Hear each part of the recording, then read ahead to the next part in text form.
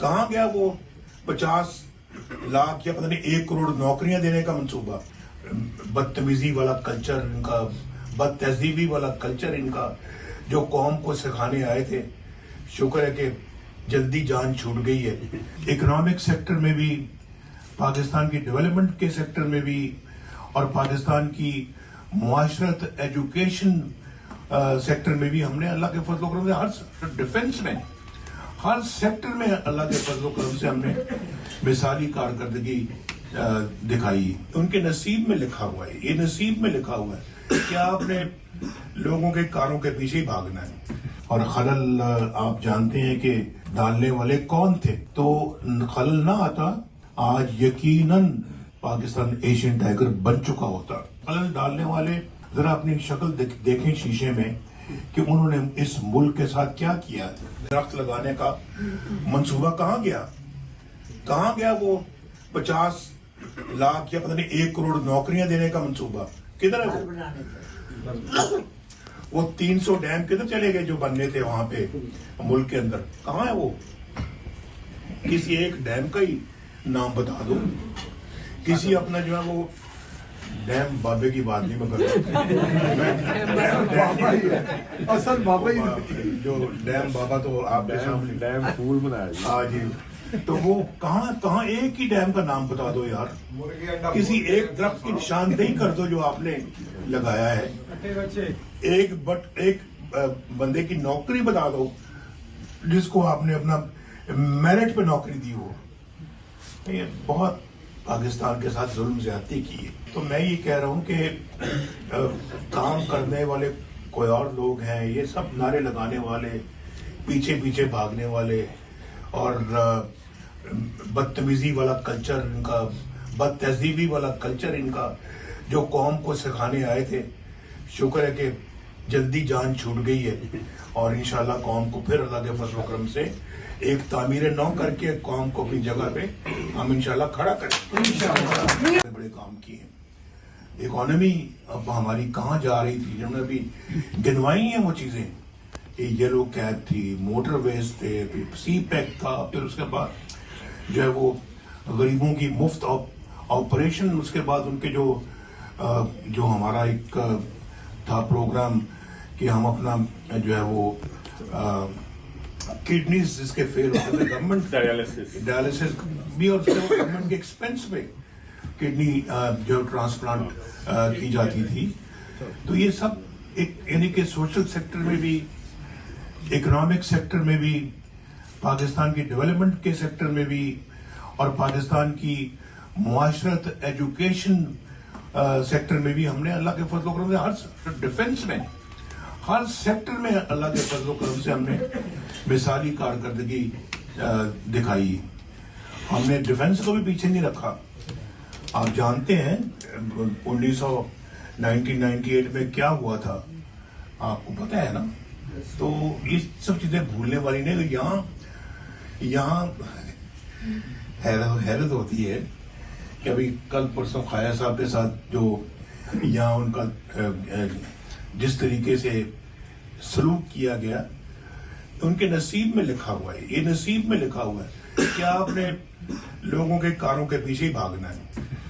اگر کوئی اپنا جو ہے نا وہ اور کوئی کام نہیں ہے، بس گاڑیوں کا تعاقب کرنا ہے، نعرے لگانے ہیں، ایک جگہ کھڑے ہو کے مرد آباد فلاں تمہیں میں یہ دیکھ لوں گا، وہ کر دوں گا، بس یہ نعرے آپ نے لگا۔ ٹریننگ ہی یہی ہے، گرومنگ ہی یہی ہے، ان کے نصیب میں یہ لکھا ہوا ہے۔ اللہ تعالیٰ کے فضل و کرم سے ہمارے نصیب میں پاکستانی قوم کی خدمت کا ایک فریضہ لکھا ہوا ہے۔ کوئی کام آتا بھی نہیں ہے اور وہ کوئی کام کر سکتے۔ دیکھو نا، اللہ نے اتنا موقع دیا آپ کو، وزیر اعظم آپ بنے ہو، آپ کی پارٹی جو ہے نا وہ پاور میں آئی، لائی گئی پاور میں، جو پاور میں لائی گئی، اور آپ کو پتہ ہے کون لے کے آئے تھے، لیکن آپ کی کیا کارکردگی ہے؟ آپ نے کون سا کام کیا ہے جو آج فخر کے ساتھ آپ کہہ سکے کہ جناب ہم نے یہ کام کیا؟ کہاں گیا وہ بلین ٹری کا منصوبہ تھا؟ اور خلل آپ جانتے ہیں کہ ڈالنے والے کون تھے، تو خلل نہ آتا آج یقیناً پاکستان ایشین ٹائگر بن چکا ہوتا، اور پاکستان جو ہے وہ یقیناً G20 کے اندر شامل ہوتا۔ آج پاکستان کا بھی ترقی دوسرے ملک کوٹ کر رہے ہوتے ہیں، لیکن یہ تو تب ہوتا نا کہ کوئی خلل نہ ڈالتا. تو خلل ڈالنے والے ذرا اپنی شکل دیکھیں شیشے میں کہ انہوں نے اس ملک کے ساتھ کیا کیا. میرا خیال ہے کہ بہت بڑا ظلم اگر کسی نے کیا ہے تو وہ اسی خلل ڈالنے والوں نے کیا ہے، اور اپنی ذاتی ایجنڈے کے لیے کیا ہے، ذاتی مفاد کے لیے کیا ہے. کوئی قومی مفاد ان کے سامنے نہیں تھا.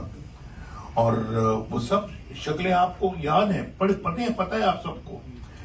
میں بار بار اس کا ذکر نہیں کرنا چاہتا، لیکن اس میں افسوس کی بات ہے کہ انہوں نے صرف اور صرف اپنے پیٹی انٹرسٹ کے لیے، اپنے چھوٹے ذاتی اغراض و مقاصد کے لیے انہوں نے ملک کو داؤ پہ لگا دیا اور وزیر اعظموں کو ڈسمس کرتے رہے. وزیر اعظم کو گھر بھیجتے رہے، نہ صرف کہ وزیر اعظم کو گھر بھیج دیا بلکہ مجھ جیسے آدمی کو ساری زندگی کے لیے سیاست سے ڈسکوالیفائی کر دیا. اور مجھے کہا گیا کہ یہ نواز شریف پاکستان مسلم لیگ کا صدر بھی نہیں رہا اور یہ رہ بھی نہیں سکتا، زندگی بھر نہیں رہ سکتا، الیکشن نہیں لڑ سکتا، زندگی بھر نہیں لڑ سکتا، اور دوبارہ یہ الیکشن لڑنے کے قابل نہیں ہے. یہ سب فیصلے کیا فیصلے تھے یار؟ کیا ضرورت تھی ان فیصلوں کو کرنے کی؟ کس لیے کیے ہیں؟ یہ ملک کے لیے کیے ہیں یا اپنی ذات کے لیے کیے ہیں؟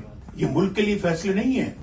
یہ بہت ملک کو نقصان پہنچایا آپ نے فیصلے کا. آپ ہیں پاکستان کی تباہی کے ذمہ دار، آپ لوگ ہیں. اور آپ اپنے ذرا گریبان میں ذرا جھانک کے تو دیکھیے آپ خود کیا ہیں، آپ کے بچے کیا کر رہے ہیں. آپ کے جو ہے گھر میں جو ہے وہ یہ اپنا سیاست میں ٹکٹیں خریدنے کے لیے ٹکٹیں جو ہے نا ان کا کاروبار کرتے ہیں اور اس کے لیے پیسے مانگتے ہیں آپ. پھر آپ ایک صاحب ہوئے جو چیف جسٹس بننے والے تھے، وہ اس سال نومبر میں یا اکتوبر میں انہوں نے چیف جسٹس بننا تھا. وہ سب کچھ چھوڑ چھاڑ کے گھر چلے گئے. جج سپریم کورٹ کا دال میں کالا تھا نا، کچھ تو تھا نا دال میں کالا جو چھوڑ کے چلے گئے. مجھے بتائیں، اور اس سے پہلے جو جس جج کو نکالا گیا ہے اس کے ذرا ایسٹس دیکھیں، آپ اثاثے دیکھیں، تنخواہ دیکھیں اور اثاثے دیکھیں. یہ ان لوگوں نے یہ کام کیے، ان لوگوں نے، اور ملک کو ستیہ ناش کر کے رکھ دیا. یہ بڑی تکلیف ہوتی ہے یا ان باتوں کو جب میں سوچتا ہوں، اور میں چاہتا ہوں کہ میں ان باتوں کو بس اتنا ہی کیا کروں جتنا کہ مناسب لگتا ہے، لیکن میرا خیال ہے کہ اس سے بھی بہت زیادہ اگر کیا جائے تو وہ بھی مناسب ہے. تو اللہ تعالیٰ کا شکر ہے کہ پاکستان گرداب سے نکلتا ہوا اب نظر آ رہا ہے، اور پاکستان کا جو ترقی کا پہیہ پھر چلنا شروع ہو چکا ہے. اور اللہ کرے کہ اب دوبارہ پاکستان کے اس راستے میں کوئی خلل نہ ڈال سکے اور پاکستان ترقی کی بلندیوں کی طرف جائے، ملک خوشحال ہو، بے روزگاریاں ختم ہو. یہ ابھی عابد صاحب کی طرف میں نے ابھی بات کی جو بتا رہے تھے، اگر وہ مومنٹم رہتا، آج پاکستان کے اندر کوئی بے روزگاری نام کی کوئی چیز نہ ہوتی، کوئی بے روزگار نہ ہوتا. آج پاکستان میں کوئی غریب نہ ہوتا، بے گھر نہ ہوتا.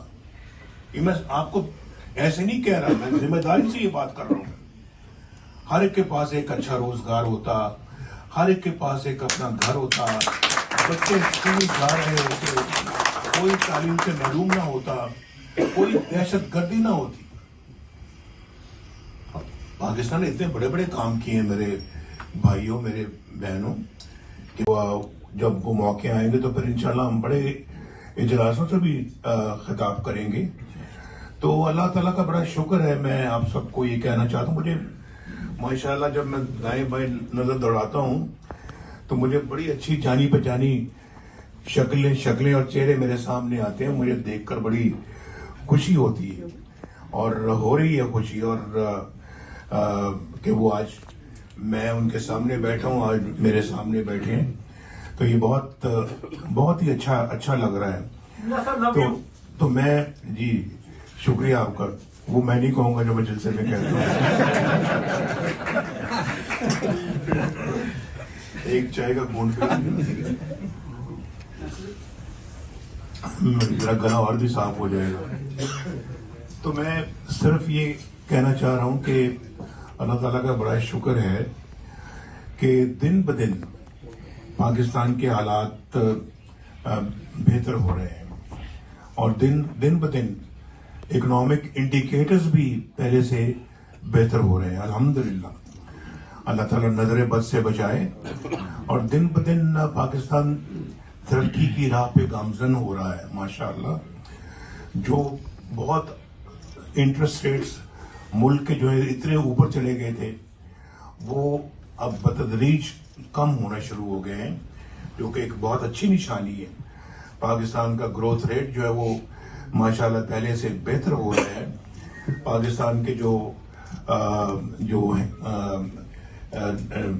فورن ایکسچینج ڈپازٹس ہیں وہ ماشاءاللہ پہلے سے بہتر ہو رہے ہیں. پاکستان کی ترقی کی رفتار پہلے سے بہتر ہو رہی ہے اور پاکستان کے اندر مہنگائی کی کمر ٹوٹ رہی ہے الحمدللہ.